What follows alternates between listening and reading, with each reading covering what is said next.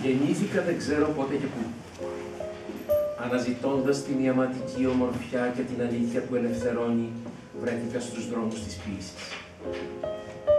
Να με εδώ που το μηδέν δαγκώνει την ουρά του με ειδονή και πόντα. Να με, στο μέσον της αιωνιότητας, στην αρχή και στο τέλος της. Δεν υπάρχει θέμα. Βρίσκομαι εδώ. Βρίσκομαι πάντα εδώ. Έγραψα το τραγούδι του αρπιστή στα 2000 π.Χ. στην Αίγυπτο. Έγραψα την Οδύσσεια στα 800 π.Χ. στην Ιωνία. Έγραψα το Ταο Τε Κίνγκ στα 600 π.Χ. στην Κίνα. Έγραψα τον 11ο αιώνα στο Εικόνιο το Μαθναβή ή Μαναβή. Τέλειωσα στη Ραβένα εξόριστο στην κομμωδία που αβοκάκιο στην είπε θεία. Έγραψα τη γυναίκα της Ζάκηθος, τα 4 κουαρτέτα, την Κύχλη, το Μανθρασπέντα. Δεν υπάρχει θέμα. Βρίσκομαι εδώ. Βρίσκομαι πάντα εδώ. Οι ποιητές δεν είναι πολλοί. Οι ποιητές κατά βάθος είναι ένας, ο κανένας, που όμως έχει πολλά πρόσωπα και πολλά ονόματα σκορπισμένα στον χώρο και στον χρόνο. Οι ποιητές άλλοτε είναι παρά κύματα του ωκεανού που το όνομά του είναι πνεύμα. Αρχίζω με τα αρχαιότερα γραπτά που έχουμε σε ποίηση, τους Αιγύπτιους. Δηλαδή 4.000 χρόνια πριν, όπως τα ακούσατε τώρα εδώ, μιλάει ο άνθρωπος αυτός, ο Ιποούρ, έτσι λέγεται, 2.400 π.Χ. Λοιπόν, μιλάει και είναι σαν κάτι που το έγραψε σήμερα. Ακούστε τα δύο ποίηματα του. Σε ποιον αποταθώ τούτες τις μέρες. Σε ποιον αποταθώ τούτες τις μέρες. Τα αδέρφια έγιναν εχθροί και οι φίλοι πια δεν αγαπιούνται.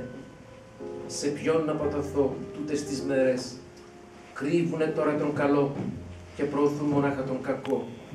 Σε ποιον αποταθώ τούτες τις μέρες. Το πνεύμα της κλεψιάς έχει κερδίσει τις καρδιές. Ο ένας κλέβει τον υδρότα τα λουλού. Σε ποιον αποταθώ τούτες τις μέρες. Αυτός που περιφρόνηση του άξιζε για τις φρικτές του πράξεις τον τιμούν. Δέχεται υποκλήσεις και χαμόγελα. Σε ποιον αποταθώ τούτες τις μέρες. Και βέβαια ο άνθρωπος αυτός, όπως φαίνεται, έγραψε ένα ποίημα για το θάνατό του. Όπως φαίνεται αποφάσισε να πεθάνει ή το έγραψε στην ώρα του θανάτου του, αλλά πάντως επειδή δεν ζει όμορφα στην εποχή του, με πολύ ικανοποίηση δέχεται το θάνατο που φτάνει. Για μένα φτάνει σήμερα ο θάνατος. Για μένα φτάνει σήμερα ο θάνατος. Κι είμαι σαν κάποιον που έχει βρει τη γιατριά. Είμαι σαν κάποιον που μπαίνει σε έναν κήπο, ύστερα από αρρώστια μακριά. Για μένα φτάνει σήμερα ο θάνατος. Κι είναι σαν τάρωμα από τ' άνθη του λωτού.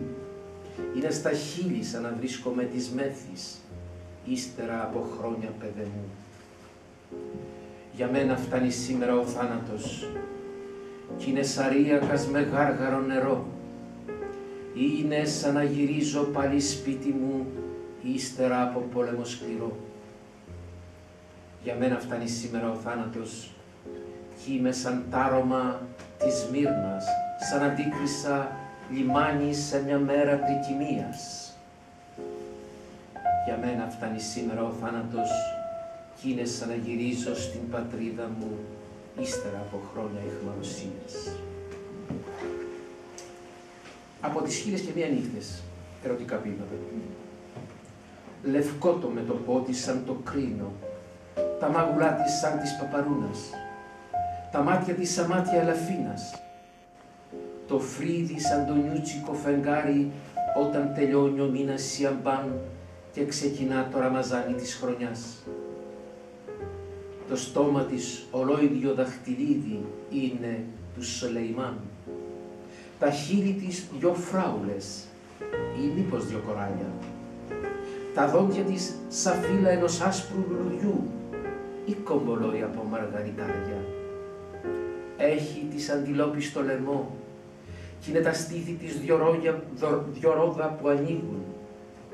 Το σώμα λιγερό, κυματιστό, ως σαν το τρυφερό ζαχαροκάλαμο. Αν θες τα αλήθεια γλέντι να χαρείς, 4 όργανα παράγγειλε να φτάσουν. Άρπα, λαγούτο, φλάουτο και λύρα. Και 4 να έρθουνε βοδιές.